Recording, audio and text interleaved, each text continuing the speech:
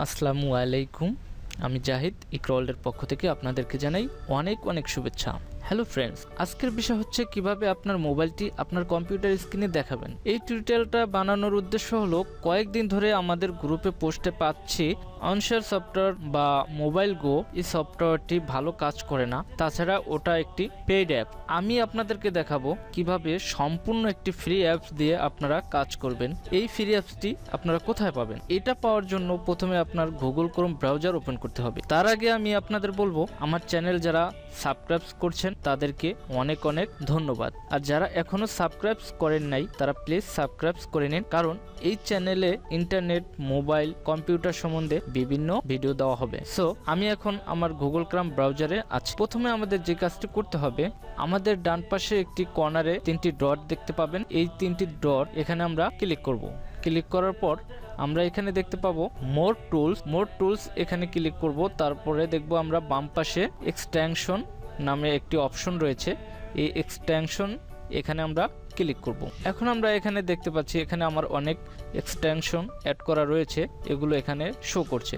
তো আমরা কি করতে হবে, আমাদের প্রথমে গেট মোর এক্সটেনশন এখানে ক্লিক করতে হবে। হ্যাঁ, মোর এক্সটেনশনে ক্লিক করার পরে আমরা এখানে দেখতে পাবো বাম পাশে একটি সার্চ বার অপশন রয়েছে। এই সার্চ বারে আমরা লিখব ভাইজর, VYSOR ভাইজর, দেন এন্টার করার পরে আমি এখানে দেখতে পাচ্ছি ভাইজর নামের একটি অ্যাপস রয়েছে। তো এই অ্যাপসটি আমাদেরকে ইনস্টল করতে হবে। তো এই অ্যাপসটি আমার আগে থেকেই ইনস্টল করা আছে, আপনারা এই অ্যাপসটি ইনস্টল করে নেবেন। তারপরে আমাদের কি করতে হবে, আমাদের মোবাইলে সেম একটি প্লে স্টোরে এই অ্যাপসটি পাবেন। তো মোবাইলেও এই অ্যাপসটি আমাদেরকে ইনস্টল করে নিতে হবে। ধরে নিলাম এখন আপনারা এই অ্যাপসটি ইনস্টল হয়ে গেছে। তো এখন আমরা এই অ্যাপসটি ওপেন করব। তো ওপেন করার জন্য আমাদের ডেস্কটপে এই অ্যাপসটি রয়েছে। তো আমি এটাকে ক্লিক করে ওপেন করব। দেখুন ওপেন করার পরে এখানে ইউএসবি কেবল এখানে কানেক্ট করার জন্য বলছে। তো আমি আমার ইউএসবি কেবলটা আমার মোবাইলের সাথে কানেক্ট করে আমি আমার মোবাইলে এই ভাইজর সফটওয়্যারটা ইনস্টল করে রেখেছি। তো এই ভাইজর সফটওয়্যারটা আপনারা আপনাদের মোবাইলে ইনস্টল করার পর এটাকে ওপেন করবেন। ওপেন করার পর নেক্সট অপশনটা যাবেন। নেক্সট অপশনটা যাওয়ার পরে এখানে আপনাকে সেন্ড ডাউনলোড লিংক এখানে নিয়ে আসবে। এটা আমাদের ডাউনলোড লিংক এখন আর দরকার পড়বে না, যেহেতু আমরা আগে থেকেই আমাদের কম্পিউটারে ইনস্টল করে রেখেছি ওইভাবে। আর যদি আমরা আগে থেকে ইনস্টল না করি তাহলে সেন্ড ডাউনলোড লিংক এটাকে ক্লিক করে আপনার লিংকটা কম্পিউটারে নিয়ে আপনারা ইনস্টল করতে পারবেন। তো এখন বাম পাশে একটি অপশন রয়েছে, এই যে দেখুন আমি এটা দিয়ে দেখাচ্ছি। এখানে দেখুন এই পেজটা বলছে এনাবল ইউএসবি ডাবিং। তো এই যে ডেভেলপার মোবাইলে একটি ডেভেলপার অপশন রয়েছে, সেটাকে আমরা ইউএসবি ডাবিং এই অপশনটি অন করে রাখতে হবে। এই অপশনটি মূলত অফ থাকে। তো এই সফটওয়্যারের সাথে বা আপনার মোবাইলটিকে কম্পিউটারের সাথে যদি কানেক্ট করাতে চান তাহলে অবশ্যই আপনাকে ইউএসবি ডাবিং এই অপশনটি আপনাকে অন রাখতে হবে, অ্যালাউ করে দিতে হবে। আমি যেহেতু ইউএসবি ডাবিং অপশনটি অ্যালাউ করে দিয়েছি সেহেতু আমার এটা দেখুন কানেক্ট আছে।